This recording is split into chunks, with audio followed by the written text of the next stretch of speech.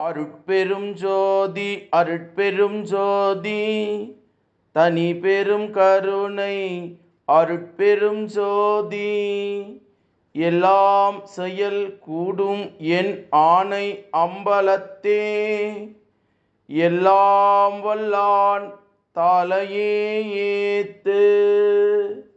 வாழ்க வையகம் வாழ்க வையகம் வாழ்க வளமுடன். குரு வாழ்க குருவே துணை. அருட்பெரும் ஜோதி அகவல் உரை விளக்கம். தெரியா வகையால் சிறியேன் தளர்ந்திட தரியாது அனைத்த தயவுடைய தாயே என்று திரு அருள் பிரகாச வள்ளலார் ராமலிங்க சாமிகள் பாடி அருளச் செய்த திருவருப்பா அகவல் வரி பாடல். இதனுடைய உரை விளக்கம். என்ன நடக்கும் என்பது, என்ன செய்ய வேண்டும் என்பதும் எதுவும் தெரியாத காரணத்தினால் யாதினும் சிறியவனாகிய நான் தளர்ச்சியடையுங்கால் தளராது என்னை அனைத்த தயவுடைய எனது அன்னையே என்று இந்த அற்புதமான அகவல் வரி பாடலுக்கு பேராசிரியர் பாலசுப்ரமணியம் ஐயா அவர்கள் சொல்லக்கூடிய ஒரு அற்புதமான உரை விளக்கம். தெரியா வகையால் சிறியோன் தளர்ந்திட தரியாது அனைத்த தயவுடைய தாயே என்ற அகவல் வரி 1109 1110 அகவல் வரிக்கு சாமி சரவணானந்தா அவர்கள் தரக்கூடிய ஒரு அற்புதமான மெய்ஞான விளக்கம். இந்த மெய்ஞான விளக்கத்தை சாமி சரவணானந்தா அவர்கள் உணர்ந்து எழுதியிருக்கிறார். அறியாமையால் அடியேன் அலக்கன், அதாவது துன்பமுற்றேன். பலகாலும் அப்படி அல்லல் பட்ட தருணத்தை எனது அருள் அன்னை உடனுக்குடன் இரக்கம் கொண்டு என்பால் அணைந்து, மகனே அவல முறாதே, கலங்காதே, இது ஒன்றும் நிலையாது, உன்னை பக்குவப்படுத்தி மேல்நிலைக்கு ஏற்றவே இச்சிறு சோதனை எல்லாம், ஆதலின் சிறிதே பொறுத்திரு என்று ஆறுதல் அல்லது தேறுதல் கூறி ஆறுதல் அளிக்கிறாள். நானும் மன அமைதி பெற்று உள்ளத்தாலியில் ஒளி விடுகின்ற அருள் அன்னையை கண்டு கண்டு ஆனந்தம் உருகிறேன். உலகம் அருட்பெரும் கடவுள் உண்மையும் அவரது ஆட்சி முறையும் உள்ளவாறு உணராது மாசுடைய மன இச்சை வழியிலே சென்று அறியாமையால் சிறிய துன்பத்தாலும் பெரிய துன்பத்தாலும் உழன்று திரிந்து கொண்டு இருக்கின்றோம். இப்படி அறியாமையிலே கலங்கி துன்புறுபவர்களுக்கு அறிவும் ஆற்றலும் அரவணைப்பும் அளித்து தெளிவும் அமைதியும் இன்பமும் வழங்கும் மெய்ப்பொருள் அனுபவம் ஒவ்வொருவருக்கும் மிக இன்றியமையாததாக உள்ளதாம். அந்த மெய்ப்பொருள்தான் இன்று நம் ஆருயிர் தாயாக தயவு அன்னையாக பெற்றுள்ளோம். அவ்வன்னையை நம்புவோம், நம்மையும் பெற்றுள்ளாள் என்று சாமி சரவணானந்தா அவர்கள் சொல்லக்கூடிய ஒரு அற்புதமான மெய்ஞான விளக்கம். என்ன ஒரு அற்புதமான பாடல் பாருங்க.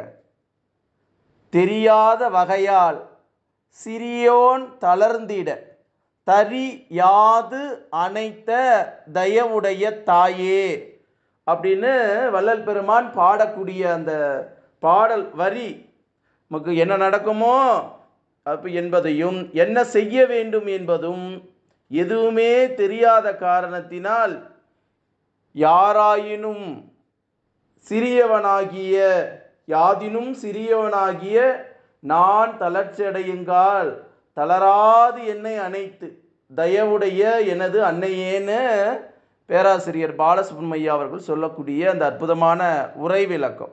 ஆகவே இறைவன் நமக்கு வாழ்க்கையில் என்ன நடக்கும் என்பதும் நம்ம என்ன செய்ய வேண்டும் என்பதும் நமக்கு தெரியாது. அதனால தான் சில நேரங்கள்ல என்ன நினைக்கிறோம், ஒரு விஷயங்களில் தான் மனம் படுகிற போக்கில் சுடு சொற்களை சொல்கிறோம். நம்ம நினைக்கிற மாதிரி நடக்கணும்னு ஆட்டி வைக்கிறோம். எதுவுமே நம்ம நினைக்கிறது இல்லைங்க, எல்லாம் அவன் நினைக்கணும். ஏக இறைவன், அந்த இறைவன் நினைக்கணும். இறைவன் நினைக்கக்கூடிய நிலையில தான் நம்ம வாழ முடியும். திரைப்பட பாடல் என்ன நினைக்கிறேன், ஒரு பாடல் ஞாபகம் வருது இது சொல்லும் போது. பொம்மலாட்ட நடக்குது இங்கு புதுமையாக இருக்குது, நூல் ஒருத்தன் கையிலே 4 பேர் ஆடுறாங்க அப்படின்னு ஒரு பாடல், திரைப்பட பாடல் கேட்டதாக நினைவுக்கு வருது. அது என்ன படம், யார் நடித்தாங்கலாம் தெரியாது. ஆனால் நம்ம என்ன நினைக்கிறோமோ அது நடக்கணும். அப்போ நல்ல எண்ணங்களை நம்ம திரும்பி திரும்பி மனசுக்குள்ளே நினைக்கணுமா வேணாமா? அதில் தான் வள்ளல் பெருமான் பாடுறார், தெரியா வகையால்.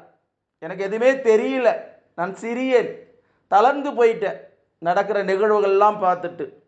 தரி யாது அனைத்த தயவுடைய தாயே, அன்னையே, என்னை எப்படியாவது எது கெட்டது எது நல்லது என்று என்னை தெரிவித்து உண்மையான நிலையை, மெய்ஞான நிலையை எனக்கு கொடு. அதை தான் வள்ளல் பெருமான் எல்லாருக்கும் தனக்கு கிடைத்த அந்த மரணமில்லா பெருவாழ்வை அனைவருக்கும் கிடைக்கணும், எல்லோரும் இன்புறணும், யான் பெற்ற இன்பம் பெருக இவ்வையகம் என்பதைத்தான் அவர் நமக்கு சொல்கிறார்.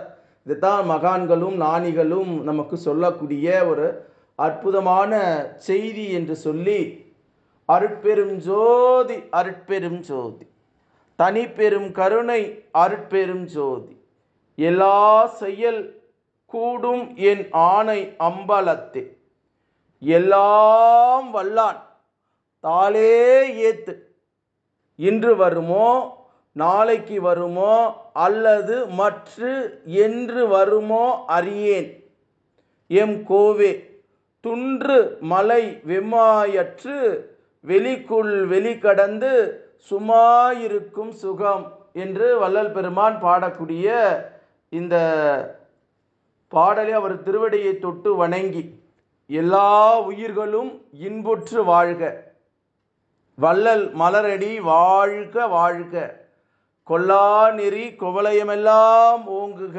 என்று திரு அருள் பிரகாச வள்ளலார் ராமலிங்க சுவாமிகளின் திருவடியை தொட்டு வணங்கி, இந்த பூமியிலே வாழக்கூடிய சித்தர்கள், ஞானிகள், மகான்கள், ஜீவமுக்தனுடைய திருவடியை வணங்கி இறைநிலையோடு என் எண்ணத்தை கலக்கவிட்டு உங்கள் அனைவரையும் மனதார நெஞ்சார வாழ்க வளமுடன், வாழ்க வளமுடன், வாழ்க வளமுடன் என்று வாழ்த்துகிறேன்.